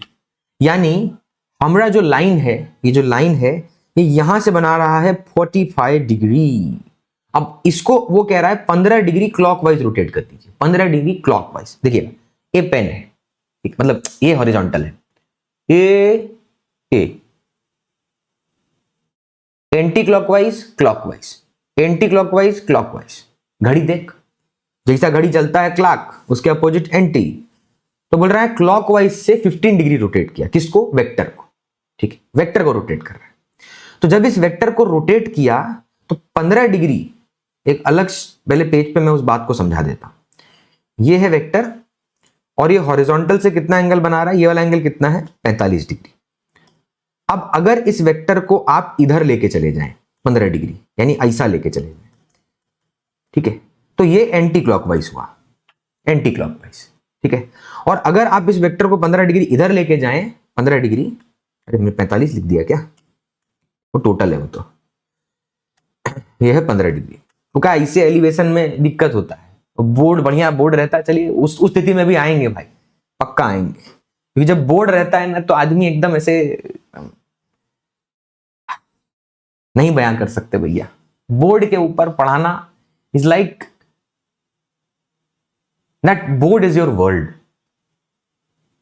Where you give your thoughts, give your content in such a way, in such a manner that आज उस दुनिया में कुछ भी नहीं है सिवाय उस टॉपिक के, ठीक है। चलिए अब यहां तो क्या आदमी था, मतलब बीच में लैपटॉप भी देख रहा है, अच्छा रिकॉर्डिंग चालू है क्या, बंद हो गया तो ठीक है, वन मैन आर्मी, इसीलिए। चलिए तो 15 डिग्री। अच्छा, अब ये जो 15 डिग्री एंगल हमने क्लॉकवाइज क्वेश्चन ने बोला है, उसको हमने देखिए क्या किया, रोटेट किया। अच्छा, अब मैं जो लाल कलर से वेक्टर शो कर रहा हूं, क्या मुझे क्वेश्चन ने 15 डिग्री क्लॉकवाइज कहा है या एंटी क्लॉकवाइज, तो क्लॉकवाइज। मैंने ये वेक्टर ऐसे घुमा दिया, अरे रुको घुमाने मैंने वेक्टर बड़ा कर दिया। चलिए, तो ये जो वेक्टर था उसको हमने घुमाया, ठीक है। या ऐसा करेंगे, एक तो चीज करने का मन कर रहा है ज्यादा, ये देखिएगा, ये एंगल दिखता है क्या इसमें, नहीं, अच्छा खाली मुझे ही दिखता। तो ये हमने क्या किया, 15 डिग्री इस वेक्टर को अपन ने घुमा दिया रुकना, हाँ 15 डिग्री घुमा दिया, ठीक है। यानी पहले वो वेक्टर कहां था, पहले वो वेक्टर कहां था, रुकना, पहले वेक्टर यहां था, दिस वाज द वेक्टर। लेकिन अब उस वेक्टर को हम कहां ले आए, 15 डिग्री घुमाकर हम यहां ले आए, ये उसका फाइनल पोजीशन है, फाइनल। लेकिन वेक्टर वही है, अरे सोचो ये पेन है, ये पेन है, ये 45 डिग्री पे था, इस पेन की कुछ लेंथ होगी, कुछ तो लेंथ होगी ना इसकी, है ना। और तुमने क्या किया, मतलब ये इंपॉर्टेंट है बात, इसलिए मैं इतना बोल रहा हूं भाई, ठीक है। 15 डिग्री घुमाना कोई बहुत बड़ी चीज नहीं है, ये पेन है, इस पेन की लेंथ है कुछ ना कुछ, ठीक, कुछ तो है। जब इसको तुमने घुमाया, क्या भैया, जब तुमने इसको घुमाया तो कितना एंगल लिया तुमने यहां से, और ये एग्जांपल है, पढ़ा रहा हूं मैं, कोई चिंता मत कर, टेस्टिंग वाले काम अलग होता है। ये 15 डिग्री घुमाया, ठीक है, ये 15 डिग्री घुमा दिया clockwise, 15 degree anti clockwise, 15 degree clockwise, यहां आया, पहले यहां था अब यहां आ गया। लेकिन क्या इस पेन की लेंथ चेंज हो गई घुमाने में, कि नीचे आते आते बड़े हो गए पेन, ओहो, तो ऊपर भेजा छोटा हो गया, ऐसा है क्या। तो जब आपने इसको 15 डिग्री आपने जब इसको रोटेट किया तो क्या इसकी लेंथ चेंज हो गई, नहीं, the length remains same. And if the length remains same, कि जितना लेंथ यहां था वेक्टर का उतना ही हो गया, तो जब ये घूमा तो यहां आ गया 15 डिग्री, तो ये वाला एंगल कितना बचा, ये वाला एंगल कितना बचा बताइए, this angle is how much is this angle, तो ये है 30 डिग्री, ये 30 डिग्री है। यानी अब जो हमारा वेक्टर है, सुनिएगा, अब जो हमारा वेक्टर है वो कितना एंगल पर है, एक्स एक्सिस से कितना एंगल पर है, ध्यान दीजिएगा। अब मैं ब्लू कलर से शो कर रहा हूं उसकी फाइनल, ये रहा वेक्टर, ठीक है। तो अब ये जो वेक्टर है वो कितने एंगल पर है, 15 डिग्री घुमाने के बाद कितना एंगल है भैया, ये 30 डिग्री, कितना है 30 डिग्री, चिंता मत करिए, भर जाएगा तो मैं यूज करूंगा, तो 30 डिग्री। अब वो कह रहा है फाइंड द न्यू वेक्टर, यानी हमारे पास वेक्टर का एंगल है और हमारे पास वेक्टर का मैग्नीट्यूड है। कितना? सर इसका मैग्नीट्यूड हम बताएं? हाँ बताओ। इसका मैग्नीट्यूड होगा under root a square plus b square under root x square plus y square. अभी बताया आप थोड़ी देर पहले कि अगर कोई 2D वेक्टर है 5i cap plus 5j cap या xi प्लस मतलब क्या जो उसका yj cap energy xi cap plus yj cap, तो उसका जो रिजल्टेंट आप निकालते हैं वो आता है under root x square plus y square. तो निकाल देते हैं 5 का स्क्वायर प्लस 5 का स्क्वायर 25 25 50, उसको लिखेंगे 25 इंटू 2, यानी आंसर आएगा 5√2। यानी जो वेलोसिटी है उसका मैग्नीट्यूड है 5√2 मीटर पर सेकंड। यूनिट दिए इन्होंने? नहीं, तो अपने मन से नहीं मान सकते भाई। यूनिट 5√2 यूनिट, ये आया वेलोसिटी का मैग्नीट्यूड। तो वो जो वेक्टर है उसका लेंथ अभी भी, ये जो हमारा वेक्टर है मैं इसके बाजू में बना रहा हूं, अब मैं फिर से नई फिगर यूज कर रहा हूं। ये वेक्टर है। अब जो लास्ट पॉइंट सॉल्व करने के लिए चाहिए, और ये धीरे धीरे सॉल्व कर रहे हैं भैया क्योंकि अभी हम पढ़ा रहे हैं इस चीज को आपको, ठीक है? डोंट टेक इट एज कि सर क्वेश्चन धीरे, वो भी आएगा समय, वो देखिएगा मेरे और भी डिस्कशन है उसमें जाके, किसी जहां पे पेपर डिस्कस किया, वो नीट का पेपर देखिएगा डिस्कस किया, या कहीं पे मैं क्वेश्चन जो आपका सीरीज है वो ले रहा हूं, ठीक है? तो बहुत कम टाइम में जल्दी मतलब लगाते हैं सवाल, क्योंकि यहां थोड़ी शो ऑफ करना है कि मैं इधर हो गया आ गया। अबे तुम्हें पढ़ा रहा हूं भैया। तो ये 30 डिग्री। अच्छा, ये जो वेक्टर है इसका मैग्नीट्यूड यहां से यहां तक सर हमें पता है 5√2 है, और जो इसका एक्स एक्सिस से बनने वाला एंगल है वो है 30 डिग्री। तो अभी भी जो हमने इसके पहले इस वेक्टर का ट्राइंगल बनाया था वो 5-5 यूनिट एंगल निकालने के लिए, तो कर तो अभी भी वही सकते हैं कि इस वेक्टर को अगर डिफाइन करना है तो फिर से ले आओ कार्टेशियन कोऑर्डिनेट सिस्टम। ये रहा इसका एक्स एक्सिस, सॉरी ये रहा इसका वाई एक्सिस और ये रहा इसका एक्स एक्सिस, ठीक है? अब इस पर्टिकुलर वेक्टर के साथ कितना, मतलब एक्स एक्सिस से कितना एंगल बना रहा है? 30 डिग्री। तो यहां से यहां तक का जो लेंथ होगा, यहां से यहां तक का जो लेंथ होगा वही तो वाई था, और यहां से यहां तक का जो लेंथ होगा वही तो एक्स था। देखिए कुछ कुछ मैंने बिखेर दिया, वो आगे वाला अभी डाला, थोड़ा सा हल्का। तो ये वाई है, ये एक्स है। सर अगर ये वाला वाई, चलो इसको नाम देते हैं वाई डैश और एक्स डैश, क्योंकि फील हो ना कि एक्स और वाई इनिशियल वाला था।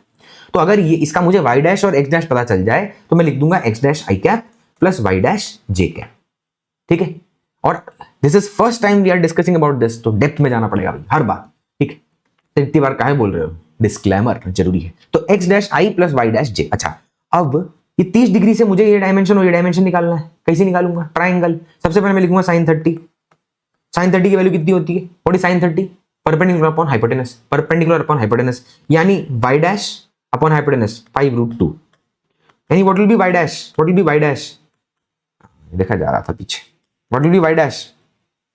क्या होगा वाई डैश? बोलना। वो होगा 5√2 multiplied by sine 30। What is sine 30? 1/2। What is sine 30? 1/2। Sine 30 1/2 होता है डायरेक्टली, साइन 30 1/2। तो यानी अपना आंसर आ गया 5√2/2। अच्छा, √2 काट लेते हैं, फाइनल आंसर क्या आएगा? 5/√2। यानी ये लेंथ मिल गई 5/√2। अब व्हाट इज cos 30? बोल भाई cos 30 क्या है? तो सर cos 30 जो होता है, cos 30 वो होता है बेस अपॉन हाइपोटेनस, यानी x डैश अपॉन 5√2। सर वो होगा x डैश की वैल्यू होगी 5√2 मल्टीप्लाइड बाय cos 30। अच्छा, cos 30 कितना होता है? √3/2। कितना होता है भाई cos 30? √3/2। उल्टा होता है ना वो, तो पूरा 0 1 से √3। तो फिर से वही। अच्छा, तो कितना आएगा इसको मतलब कैंसिल करें, कितना आएगा? वो √2 और 2 काट लेते हैं, ये आएगा 5 होल √3/2। डरना नहीं भाई कैलकुलेशन से, मैं कर रहा हूं ना, मैं तुमकी चिंता कर रहा हूं, ठीक है? और डरना किस बात से? नंबर से। चलिए, तो अब वेक्टर लिख रहे हैं, एक्स डैश को आई के साथ, वाई डैश को जे के साथ, और ध्यान दीजिएगा सबसे पहले एक्स 5√3/2, ये पूरा एक्स डैश है आई क्या, प्लस 5/√2 जे कैप। आया 5√3/2 आई कैप प्लस 5/√2 जे कैप। वेक्टर क्या आया? ये तुमने देख लिया ना? एक मिनट,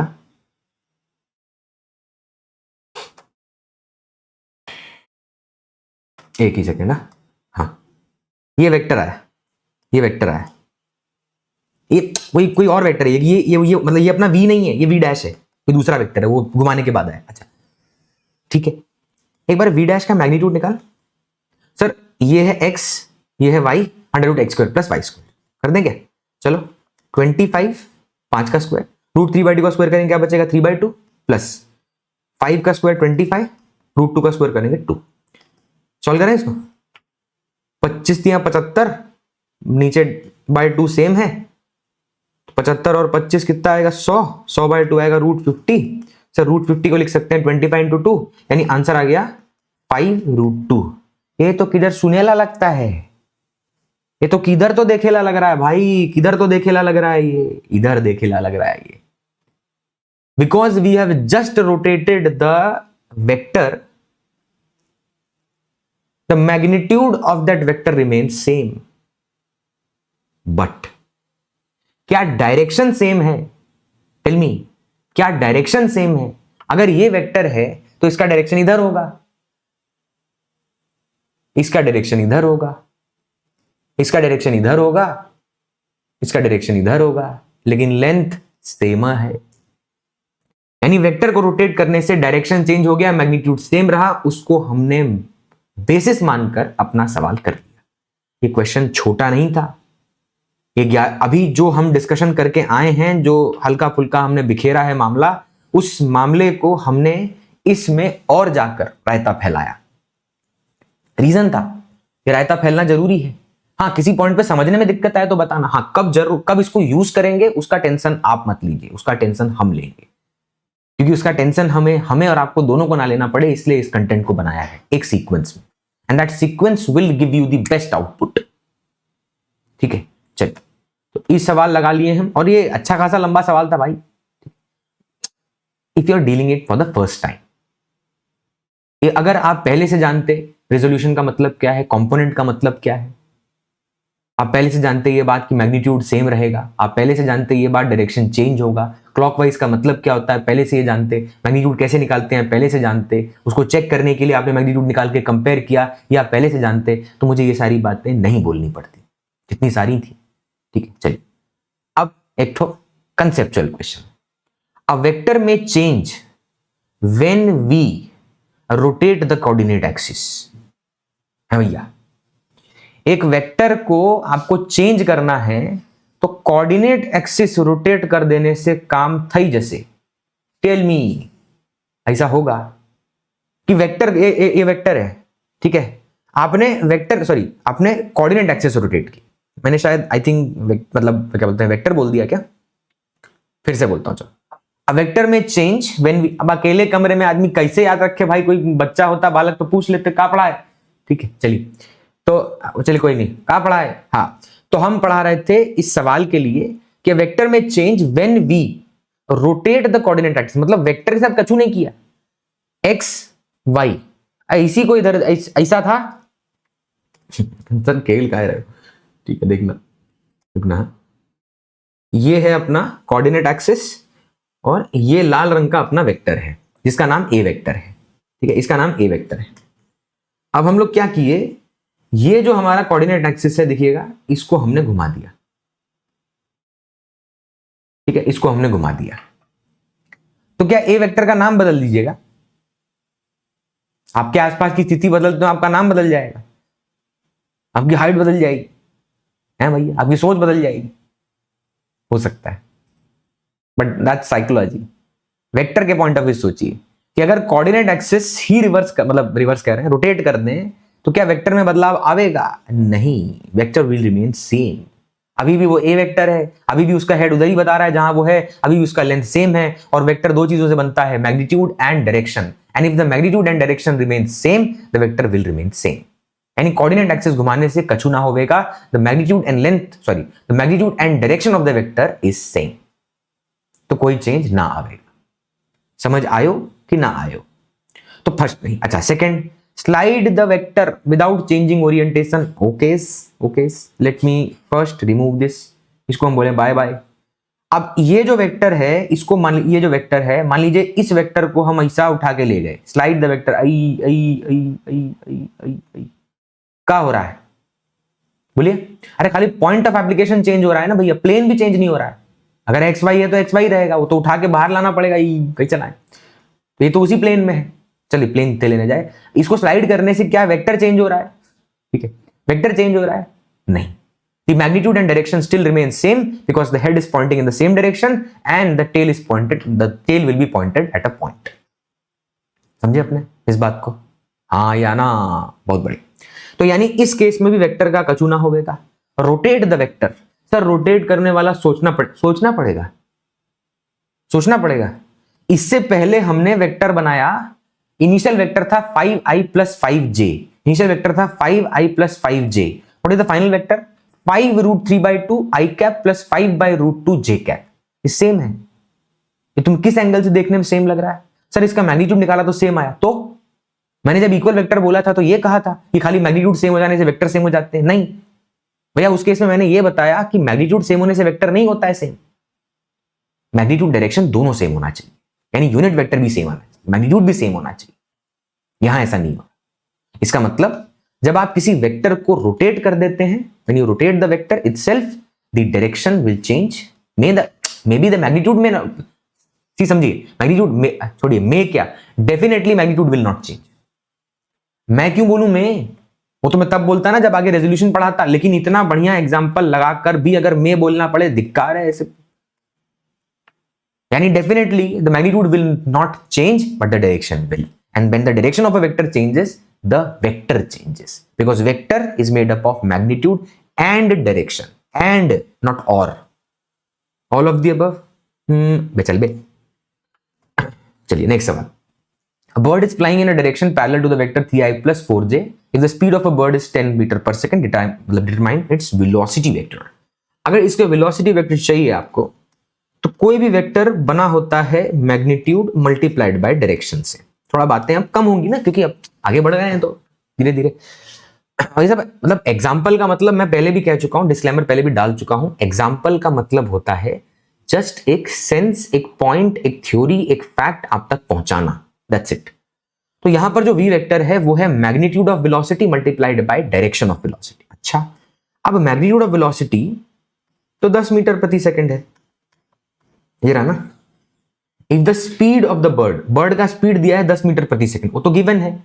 हमें चाहिए डिटरमाइन इट्स वेलोसिटी वेक्टर। अब वेलोसिटी वेक्टर निकालना है तो एक और चीज चाहिए, डायरेक्शन। अच्छा, तो वी कैप कैसे निकालेंगे? सर सिंपल है, वी कैप निकालने के लिए वेक्टर अपॉन मॉडुलस कर दो, है कि नहीं? वेक्टर अपॉन मॉडुलस कर दो, और हमारे पास वेक्टर बिल्कुल नहीं है। जो लिखकर वी को सॉल्व कर रहे हैं उसी को यूज करके वी कैप निकाल लें। अरे तो ऑब्वियसली बात है, वी कैप कहीं और से लाना पड़ेगा। अच्छा, वी कैप कहां से लाएं? तो उसने क्या बोला सुनना आप ध्यान से।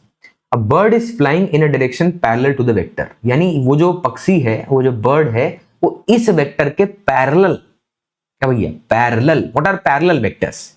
इक्वल नहीं, इक्वल नहीं। What are parallel vectors? एक वेक्टर ऐसा है, दूसरा वेक्टर ऐसा है, क्या दोनों का लेंथ सेम है? नहीं। दोनों का डायरेक्शन सेम है? हाँ। तो पैरेलल वेक्टर का मतलब क्या होता है? जिनका डायरेक्शन सेम, और डायरेक्शन किससे रिप्रेजेंट होता है? यूनिट वेक्टर से। यानी इस वेक्टर का जो यूनिट वेक्टर होगा 3i cap plus 4j cap, मान लीजिए कोई वेक्टर है ये, इस वेक्टर का जो यूनिट वेक्टर होगा a cap, which is defined as vector upon magnitude, तो वो v कैप के बराबर होगा। That will be equal to v cap. वो v कैप के बराबर होगा। क्यों? क्योंकि इनका दोनों का मैग्नीट्यूड सेम नहीं है भैया। अगर ये देखिए, ये वेलोसिटी वेक्टर है, ये अपना जो गिवन वेक्टर है a वेक्टर, दोनों का मैग्नीट्यूड कतई सेम नहीं है। अरे हो भी तो अपने को क्या चर्चा उस पे है ही नहीं। क्या सेम है? The direction is same. Parallel का मतलब क्या? पैरेलल वेक्टर में क्या है, ये सब बताया मैंने इसीलिए कि ये जब सोचिए एक सवाल था, लेकिन सवाल की रिक्वायरमेंट का शब्द वहां था, अब मैं यहां बताने बैठता नहीं। यही तरीका है। तो यहां पर मुझे वी कैप चाहिए। अच्छा, वी कैप कैसे आएगा? वेक्टर, यानी 3i cap plus 4j cap divided bye ए वेक्टर। अच्छा, ए वेक्टर का सर मैग्नीट्यूड हमें निकालना, आदमी गाली गलौज पे आ जाएगा भाई। तो अगर 3i cap plus 4j cap है, अगर 3i cap plus 4j cap है, if it is, then the magnitude of that vector will be under root 3 square plus 4 square. यानी कितना आएगा? 3 3 जा 9, 4 4 जा 16, 25 रूट लेंगे 5, वापस आएंगे और यहां पर 5 डिवाइड कर देंगे। यानी वी कैप की वैल्यू मिल गई। अब वी कैप लाइए और खुशी खुशी उठाकर 3i cap plus 4j cap upon 5 लिखिए, और 5 और 10 को काट दीजिए, बचेगा 2, और 2 को मल्टीप्लाई करिए और आंसर आता हुआ नजर आ रहा है। The v vector is defined as, अच्छा 2 को मल्टीप्लाई करिए, सर 2 को मल्टीप्लाई कैसे करें? 2 इंटू 3 6, 2 इंटू 4, बोलो भाई 2 इंटू 4 8, यही करना था। हाँ अरे सिंपल, आप वेक्टर के साथ मल्टीप्लाई कर रहे हैं तो स्केलर क्वांटिटी मल्टीप्लाई कर रहे हैं ना भैया, वो तो मैंने पहले भी समझाया स्केलर मल्टीप्लिकेशन में, पूरा टॉपिक लिया मैंने कि किसी नंबर को आपने डायरेक्टली मल्टीप्लाई कर दिया किसी वेक्टर से तो वो क्या करेगा, वो उसका इंपैक्ट शो कर देगा सीधा। तो जब तुमने उस ब्रैकेट के अंदर 3i cap plus 4j cap को मल्टीप्लाई किया 2 से, तो 2 इंटू 3 6, 2 इंटू 4 8, बचा 6i प्लस 8j मीटर प्रति सेकेंड, और ये वेलोसिटी वेक्टर है बर्ड का। दैट बर्ड उड़ेगा इस वेक्टर से। सर हमें खुजली मच रही है इसका मैग्नीट्यूड निकालने की, चेक करने का बड़ा मन है, कर लो। √6 स्क्वायर प्लस 8 स्क्वायर, 6 का स्क्वायर 36, 8 का स्क्वायर 64, 36 64 100 का रूट 10, और ये रहा 10, और करेंगे बस। चलिए नेक्स्ट क्वेश्चन। लेकिन नेक्स्ट क्वेश्चन में आपको दूंगा होमवर्क, दिस इज होमवर्क, रुकिए, दिस इज होमवर्क। आजकल की दुनिया निगलेक्ट मारने के लिए ही बैठी है, ठीक है? तो इतना बड़ा होमवर्क लिखिएगा कि कल की क्लास में सबसे पहले देख लें। I think this is the second question of our homework 2, homework 2। इससे पहले आपको हमने एक सवाल, एक पॉइंट खाली सोचने, रुकिए ये रहा पॉइंट, नहीं कहाँ गया पॉइंट, रुकिएगा, हाँ ये रहा, ये भी है होमवर्क। जगह कम पड़ गई बताइए होमवर्क लिखने की, होमवर्क 1, इस पे बात होगी कल का क्लास में, इस पे बात होगा कल का। चलिए तो अब नेक्स्ट क्लास में जब हम मिलेंगे तो बात करेंगे वेक्टर इन 3D प्लेन में, फिर वेक्टर इन 3D के सवाल लगाएंगे, और अब हमारा पेस इंक्रीज होगा। क्यों? क्योंकि जब आपकी और मेरी लैंग्वेज के गैप्स खत्म हो जाएंगे, सर हम भी हिंदी बोलते हैं, अरे not take it literally bro, आपके और मेरे लैंग्वेज में, जो कहने का मतलब सब्जेक्ट की लैंग्वेज, उसमें जब वोकैबुलरी के पॉइंट ऑफ व्यू से, कंसेप्ट के पॉइंट ऑफ व्यू से, सिंबल्स के पॉइंट ऑफ व्यू से जब एक गैप खत्म हो जाएगा तो हम सीधा टॉपिक के अंदर धड़ाधड़ लगाते हैं। बहुत सवाल है आगे, बहुत कुछ है अभी, ठीक है, लेकिन ऐसे चल रहे हैं जैसे इंपैक्ट बढ़िया रहे और हर एक चीज ग्रास्प हो पाए। अब अगर आप 11th 12th में ये सब पढ़ चुके हैं और ड्रॉप ले रहे हैं और पढ़ाई कर रहे हैं इसमें, तो एक चीज का ध्यान रखिएगा, यहां पर आप जो बिगिनिंग पॉइंट्स होते हैं उनको स्किप कर सकते हैं, इंट्रोडक्टरी पॉइंट्स। मैं कोशिश करूंगा कुछ टाइम बाद इन्हीं लेक्चर्स को क्रॉप करके ड्रॉप जो ले रहे हैं लोग उनके लिए पोस्ट करूं दोबारा। लेंथ डिफरेंट होगी, जो बातें जो इतनी क्रिटिकली, हाँ ये भी लेक्चर प्रेजेंट है भाई, जाके देख लीजिए, वो भी देख लीजिए, ठीक है।